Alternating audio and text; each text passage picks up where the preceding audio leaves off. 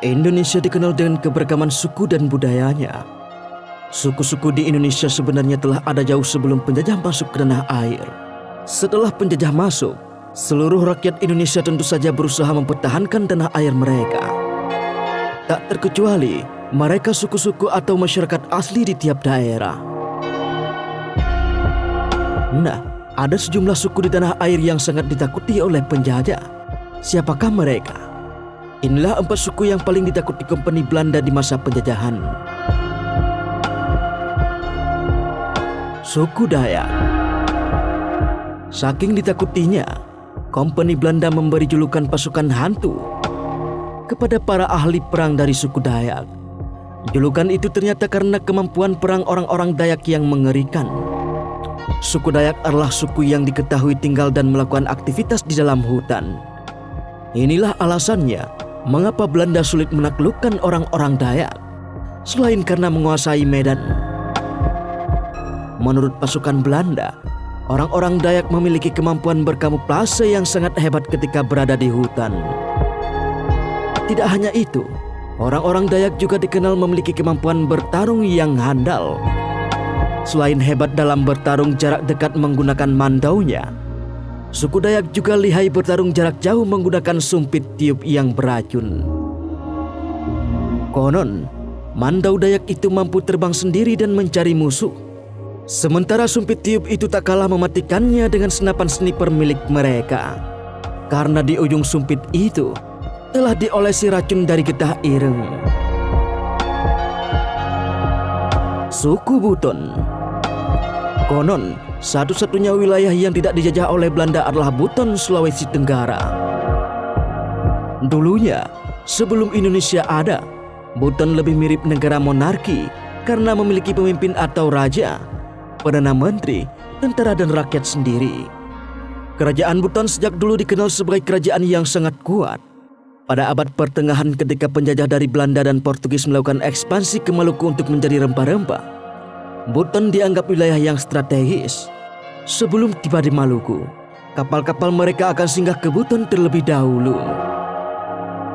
Tidak hanya strategis, Buton juga dikenal memiliki hasil bumi yang berlimpah, terutama rempah-rempah. Meski begitu, Belanda ternyata segan untuk menjajah Buton. Daerah kerajaan Buton yang kuat tampaknya Belanda tak mau mencari masalah. Daripada mereka kesulitan mendapatkan rempah-rempah, lebih baik menjalin hubungan yang baik saja dengan kerajaan ini. Nias. Salah satu daerah di Indonesia yang paling sulit ditaklukkan oleh Belanda adalah Nias. Nias memang terkenal dengan suku-sukunya yang mahir dalam bertarung.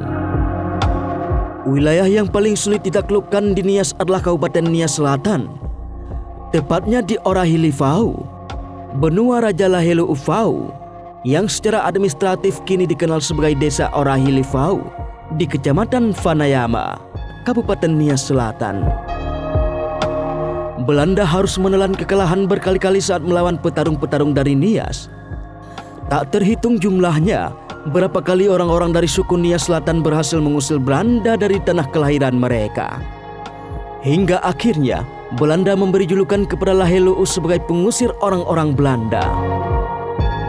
Pada tahun 1864 menjadi tahun efektifnya Belanda menguasai Nias. Jadi, Belanda butuh waktu sekitar 171 tahun untuk bisa benar-benar menguasai Nias. Dan Belanda menjajah Nias 81 tahun, dari tahun 1864 hingga tahun 1945.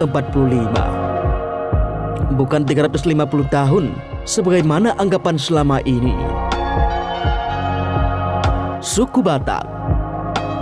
Wilayah yang paling sulit ditaklukkan oleh Belanda di Pulau Sumatera adalah wilayah Aceh dan Tanah Batak. Kala itu, dua wilayah tersebut berada di bawah kekuasaan kerajaan Batak yang dipimpin oleh Sisingamangaraja. Belanda selalu kerepotan ketika harus berhadapan dengan tentara dari suku Batak. Belum lagi Raja Batak Sisingamangaraja diketahui memiliki kesaktian yang luar biasa yang ia warisi secara turun-temurun. Untuk Belanda mampu menaklukkan Batak, butuh waktu sekitar 20 tahun lamanya untuk Belanda mampu menaklukkan Batak. Perang antara Belanda dan Batak dimulai dari tahun 1848. Sampai dengan 1907, Belanda harus berkorban banyak untuk bisa mengalahkan Sisingamangaraja.